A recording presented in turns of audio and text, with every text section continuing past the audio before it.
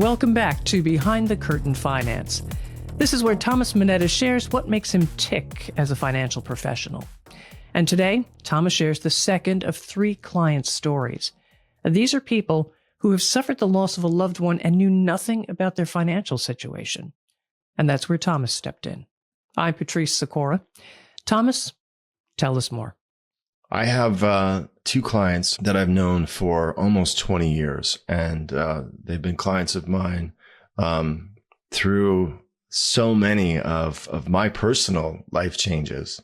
I knew them before I got married. I knew them as I went through graduate school. They were there when my daughter was born. I remember bringing my daughter to see them when she was in a car seat. She was really small. And so I had this really long relationship with them. But for almost all of that relationship, it was transactional. It was not, we were close, but we didn't have a relationship like I have now with her after her husband passed. And all of that happened over the last year. He passed away in August of last year. And she had no idea about any of the finances. She's an artist. They're from New Jersey, where you're from, Patrice. And she is solely focused on her artwork, and they liked to collect fossils. So that was her passion, and finances are the furthest thing from what she cares to deal with.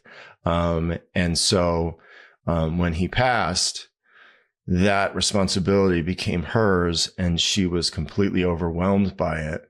And I was able to, immediately help her navigate through that and make sense of all of it. And get a handle on all of her bills and all of the mail that was coming in that was just overwhelming her. And over the course of the last year, we've gotten so much closer than I ever could have imagined, because she always seemed kind of distant. I'm more often than not, when we would go to lunch together, or I would see them at my office, he would have done most of the talking, and he was very, very, he was in control of everything, and he was, and he didn't want to share that. And I don't think that she really had an interest in it anyway. And I think she liked the fact that he handled all that stuff. But when it was dropped in her lap, it was a very difficult time for her. So, relieving her of that pressure was, enormous. And I think that helped to, get us closer. You say relieving her of the pressure. What did you do? The first thing that I did was he had accounts in a lot of different places, and she wasn't sure so this is the most dramatic thing, is that she wasn't aware of how much money they had.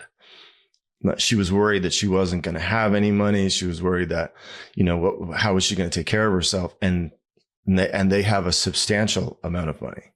So he really didn't share anything? Nothing. And so she never knew. He had all the account statements, in his office that she never went into. And she never knew that they had this rather substantial estate.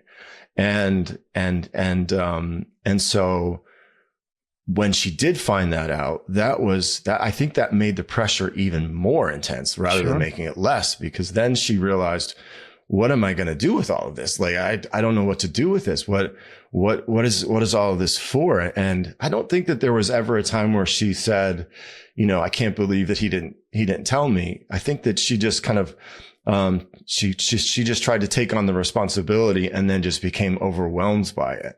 And when I say overwhelmed, what I mean is that, she started to open the mail. Right. And so she never did that before. And so like PG&E, like your electric bill, your water bill, all of these different bills that were coming in, and she didn't know where, how they were being paid, or she didn't even know which checkbook to use. She didn't know anything about it. And so, that was the first order of business was to just get everything organized for her. Make sure that the bill pay was taken care of so that she didn't have to worry about it. So that all of these things were set up on auto pay. So she didn't have to, be concerned that the electricity was going to go out or, those very simple things. But, when they're all hitting you at once and you just lost your husband of 60 years. And you have no idea how things have been done. You have no idea, nor was it ever something that you were interested in. And so the other variable in the relationship was her son, and they only have one son, and he lives back east. And so obviously he took on a lot of he took on as much responsibility as he could have given that he was so far away. And at first, he was skeptical of financial advisors. He was, I don't think that he trusted me at first. Despite what she would tell him, he was just very skeptical. And then when he discovered how much the estate was worth, that changed everything. So the father didn't share with the son at all either. He had no idea. He had no idea that they had that much money. And, it was a lot for him. Because I think it affected him more because he felt like, why wouldn't my father share that with me? Mm-hmm. Why wouldn't he trust me with that? And I think that he's still dealing with that a little bit, because, he didn't always have an easy path, his son. He struggled financially for a while and then finding out that there was all this money. Right. And he'd gone through all of that struggle, I think kind of was a little bit much for him to take. Right. And so, I think that the more that I was showing up for her, especially through all of the estate planning meetings that I would go and pick her up and take her to lunch. And then we would go to the estate planner and there would be a Zoom call with him back east. And I think that he could tell that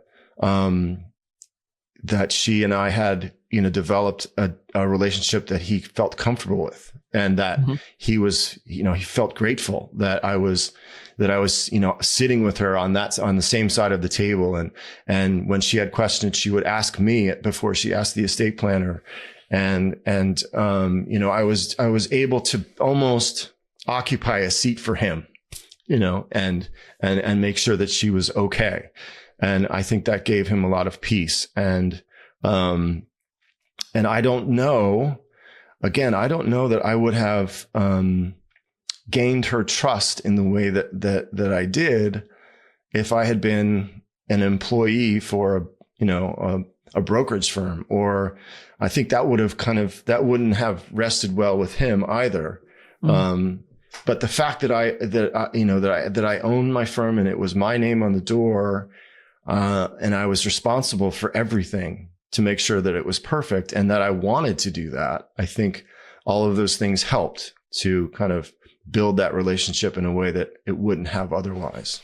Going back, the husband died of cancer? So he had a skin cancer. It was in his nasal passages, and it was he was the healthiest 95-year-old that I had ever met. He was so full of energy, and I think something happened with COVID that it may, I don't know. I'm not a doctor, but something happened during that period that kind of, because he got COVID, and I don't know if that kind of exacerbated something in him, but the cancer happened slowly and then all at once. It was like he got cancer and then he only had 3 months. So, wow. That was incredibly painful for her because he was obviously, in a lot of pain. He was, his face was getting,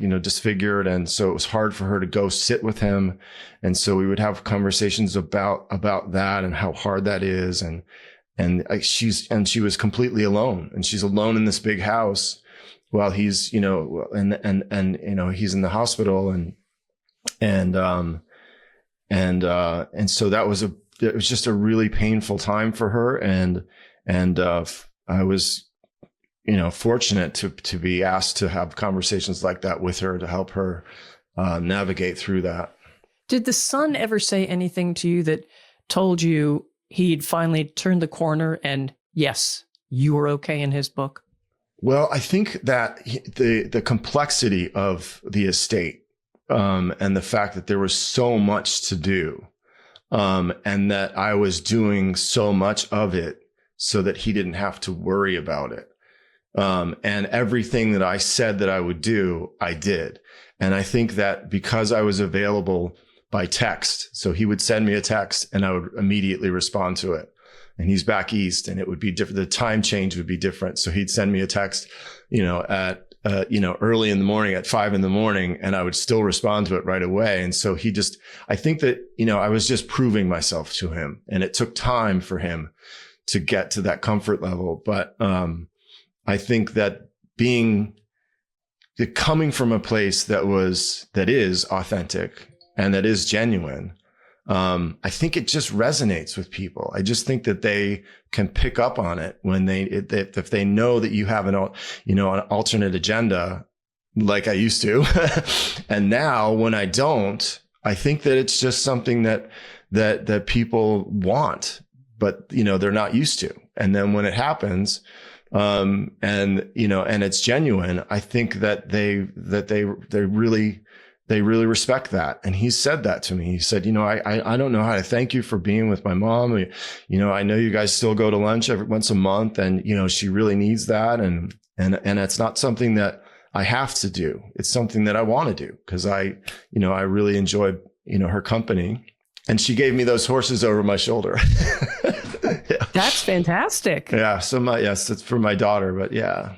And you said she painted a picture for your daughter too. She did. She painted this picture, and she's a wonderful artist, but she painted this picture for her. Oh my. When my daughter was born. And so it hangs in my daughter's bedroom. And except when you have it on the podcast. Yeah. It's really interesting because, she's done she's done all these wonderful things for us, myself and my family before, but I never had the opportunity to have, the relationship that I have with her now. And, I have to believe that it wasn't just his passing, but I think it was also the fact that I was just coming from a different place, and I'm a different person than I was before. And I think that because I changed, I think that the way that I was presenting myself to her somehow resonated in a different way. And she kind of let her guard down, and she was, and it's been very rewarding for both of us. All right, Thomas, this is the second of two pretty, intense stories. The third one is not going to get any easier, but I've got to ask you now, do you have the emotional bandwidth to continue to take on clients like this? You throw yourself into it, work-wise, but also emotionally. Mm-hmm. Can you continue to do that? I think that, I was thinking about it over the weekend, and how, I've struggled through this business in so many different ways just to get to this point. And, a lot of that was incredibly draining, physically, mentally, emotionally, psychologically, mm-hmm. To get to this point. The one thing that's different is, yes, it's exhausting, but the payoff is so much different. It's so fulfilling to know that I can make a substantial impact on someone's life and have that kind of relationship that I never would have had before. And so there's kind of there's payoff for me that you can't put a price on. And, having a client, call you from the hospital, which we talked about in the last episode, or sitting with the client the woman that I'm talking about now in her home, and having her break down and, in a way that I had never seen her do that before. And, to be asked to be invited into that conversation is such an honor. And I don't think that I would have felt, as authentic or genuine in any other role that I've had prior. So I think that, it is draining, but it's the only thing that I want to do. It's where I want, to make the biggest impact is by, helping people navigate through those really difficult times in their life. And, and let that be my legacy, right? Let that be who I am. And, in 15 years, if I continue to do just that, I just feel like that's the kind of person that I want to be. Well, is there anything we haven't covered this episode that you want to make sure we do? No, I think that's it. I think that we covered, especially with her. I think that, just the fact that she knows that she's not alone out here, and that, I'm just a phone call away, and that we keep seeing each other once a month, which, for her means so much. I think that's, really important. All right. Well, Thomas, how can people reach you? You can find me on my website, www.manettawealth.com. These podcasts will be on a separate website, behindthecurtainfinance.com. If you'd like to reach me by phone, my phone number is 415-640-2121. And of course, be sure to follow the podcast and share with others. I'm Patrice Sikora, and thanks for being with us.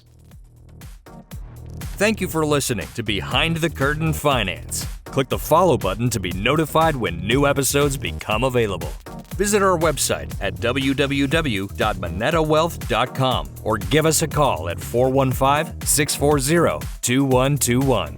The information covered and posted represents the views and opinions of the guest and does not necessarily represent the views or opinions of Manetta Wealth. The content has been made available for informational and educational purposes only. The content is not intended to be a substitute for professional investing advice. Always seek the advice of your financial advisor or other qualified financial service provider with any questions you may have regarding your investment planning. Copyright 2025. This content, which contains security-related opinions and/or information, is provided for informational purposes only and should not be relied upon in any manner as professional advice or as an endorsement of any practices, products, or services. There can be no guarantees or assurances that the views expressed here will be applicable for any particular facts or circumstances and should not be relied upon in any manner. You should consult your own advisors as to legal, business, tax, and other related matters concerning any investment. The commentary in this post, including any related blog, podcasts, videos, and social media, reflects the personal opinions, viewpoints, and analyses of the Manetta Wealth Management employees providing such comments and should not be regarded as the views of Manetta Wealth Management LLC or its respective affiliates, or as a description of advisory services provided by Manetta Wealth Management or performance returns of any Manetta Wealth Management investments client. References to any securities or digital assets or performance data are for illustrative purposes only and do not constitute an investment recommendation or offer to provide investment advisory services. Charts and graphs provided within are for informational purposes solely and should not be relied upon when making any investment decision. Past performance is not indicative of future results. The content speaks only as of the date indicated. Any projections, estimates, forecasts, targets, prospects, and/or opinions expressed in these materials are subject to change without notice and may differ or be contrary to opinions expressed by others.